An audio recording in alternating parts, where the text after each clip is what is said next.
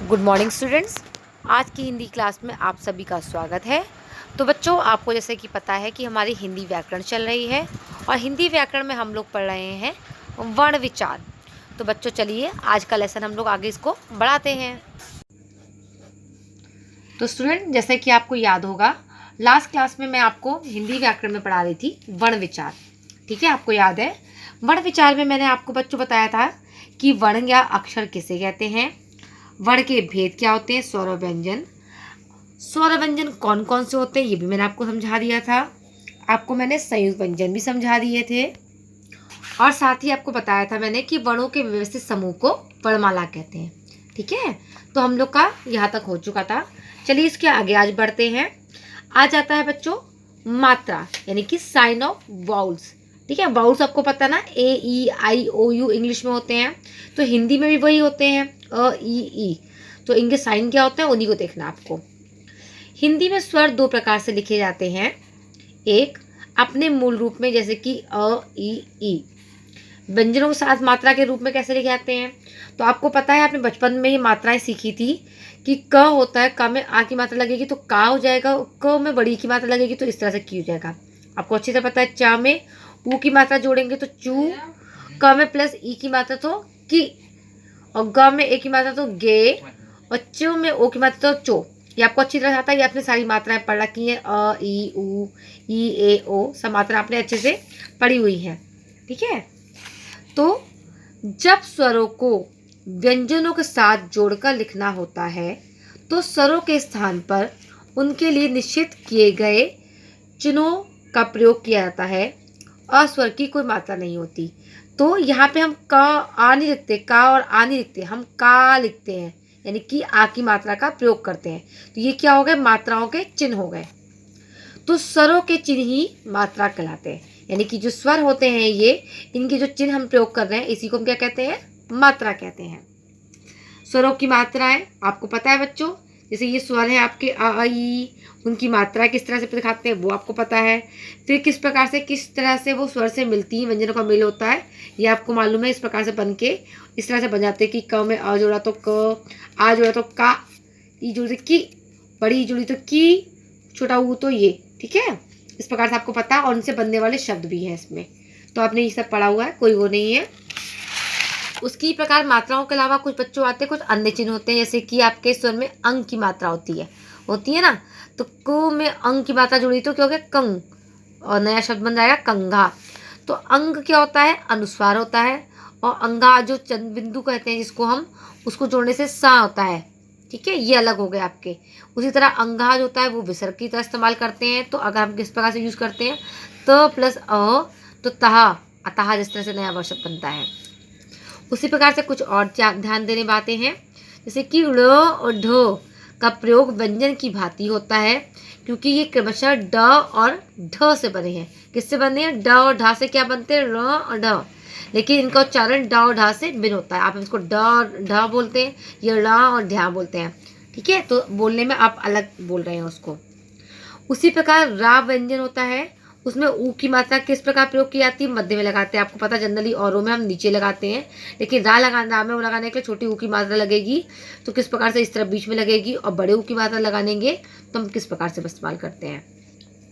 उसके बाद समझ लीजिए ये है द्वित्विक व्यंजन, यानी कि double letter consonants. Double letter consonants क्या होते हैं बच्चों, जब किन्हीं दो समान व्यंजनों को मिलाकर लिखा जाता है तो वे द्वित्विक व्यंजन कहलाते हैं।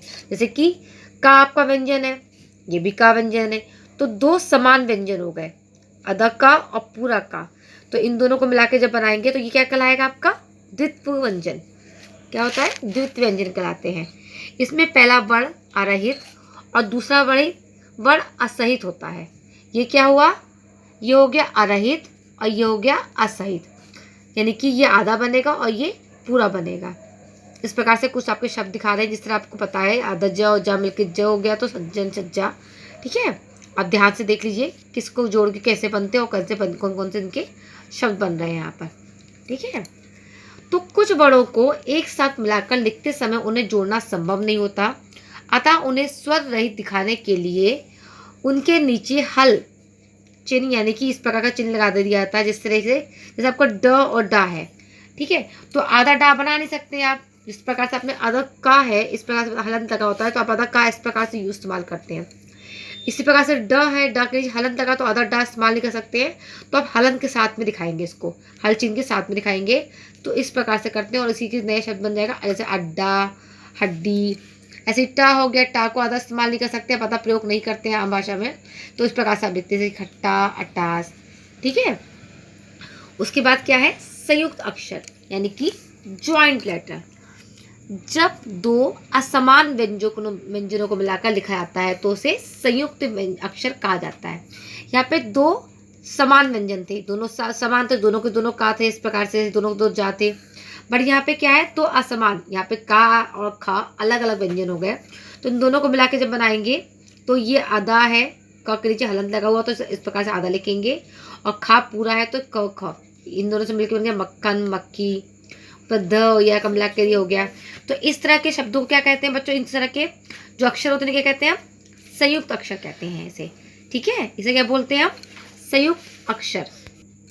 उसी प्रकार से देखिए कुछ और शब्द हैं, जैसे श और टा का मिला के प और या को मिला के प्यासा जैसे लिखते हैं, सा और ता का मिला के अस्त, शस्त होता है ना, सूर्यास्त वगैरह। द या मिला के विद्यालय, विद्या होता है। रा का अन्य व्यंजनों के साथ संयोग कैसा होता है, रा आधा रा जब होता है तो उसको हम इस तरह से मात्रा के रूप में इस्तेमाल करते हैं, है ना, करते हैं ना। टा के ऊपर रा का मात्रा, अगर टा आधा है तो टा को आधा किस प्रकार से इस्तेमाल करते हैं, ता को नीचे इस तरह लगा लेते हैं। इस प्रकार क आधा रा के नीचे लगेगा तो का के नीचे र की मात्रा ऐसे लगा देते हैं। और ड और रा होता है तो ड्रम, जैसे कि ड्रामा, ड्राइंग, है ना। तो बच्चों हमारा ये लेसन जो है ख़त्म होता है। मैंने आपको बहुत सारी चीज़ें सिखा दी हैं। अब आपका होमवर्क किस प्रकार से होगा ये समझ लीजिए, कॉपी में आप कैसे लिखेंगे। आप सबको पता है, मैंने आपको बताया है आपकी हिंदी व्याकरण की कॉपी अलग बनी हुई है, ये काम आपका हिंदी व्याकरण में ये आप लोग करेंगे। जिस प्रकार से पहला प्रश्न लिखेंगे, जैसे वर्ण किसे कहते हैं, तो उसका उत्तर लिखेंगे, वह छोटी से छोटी ध्वनि जिसके टुकड़े नहीं किए जा सकते उसको वर्ण कहते हैं। वर्णमाला से क्या तात्पर्य है, वर्णों के व्यवस्थित समूह को वर्णमाला कहते हैं। स्वर व व्यंजन में क्या अंतर है, जिन वर्णों का उच्चारण अन्य ध्वनियों की सहायता के बिना हो उन्हें स्वर कहते हैं। व्यंजन वे वर्ण हैं जो स्वरों की सहायता से बोले जाते हैं। द्वित्व व्यंजन किसे कहते हैं, उदाहरण स्पष्ट करो। जब किन्हीं दो असमान व्यंजनों को मिलाकर लिखा जाता है तो वे द्वित्विक व्यंजन कहलाते हैं। इसमें पहला अरहित और दूसरा वर्ण असहित होता है, जैसे कि सच्चा, सज्जन, बिल्ली आदि। उदाहरण के साथ बोला गया तो उदाहरण भी आपको लिखना जरूरी है। नेक्स्ट क्वेश्चन है, संयुक्त व्यंजन किसे कहते हैं, उदाहरण से समझाओ। तो जो दो असमान व्यंजनों को मिलाकर लिखा जाता है उसे संयुक्त व्यंजन कहते हैं, जैसे कि ध और या दो अलग अलग हो गए, असमान व्यंजन हो गए तो इनको मिलाकर बनाया जा रहा है और उदाहरण कहा जाएगा, तो उदाहरण आप इस प्रकार से लिखेंगे। आपका होमवर्क होगा कि आपको ये शब्द दिए गए हैं, देखिए आधा चा पूरा चा, आधा ना पूरा ला, आधा ता पूरा ता, प या द या, ये दिए गए हैं। आपको इनका इस्तेमाल करके दो अलग दो शब्द बनाने हैं आपके। ठीक है, जैसे चा है तो सच्चा हो गया, कच्चा हो गया, ना है तो अन्न बना आपका। इसी प्रकार से आप शब्द बना सकते हैं, दो शब्द आपको बनाने हैं, ये आपका होमवर्क है। तो बच्चों आज की वीडियो में बस इतना ही। आपको मैंने जो भी काम कराया है वो बहुत ध्यान से देख लीजिए, समझ लीजिए, अपनी कॉपी में लिख लीजिएगा, ये आपके टेस्ट में और एग्जाम्स में भी आपके आएगा। ओके, तो तब तक आप लोग घर में रहिए, सुरक्षित रहिए। Okay students, bye bye.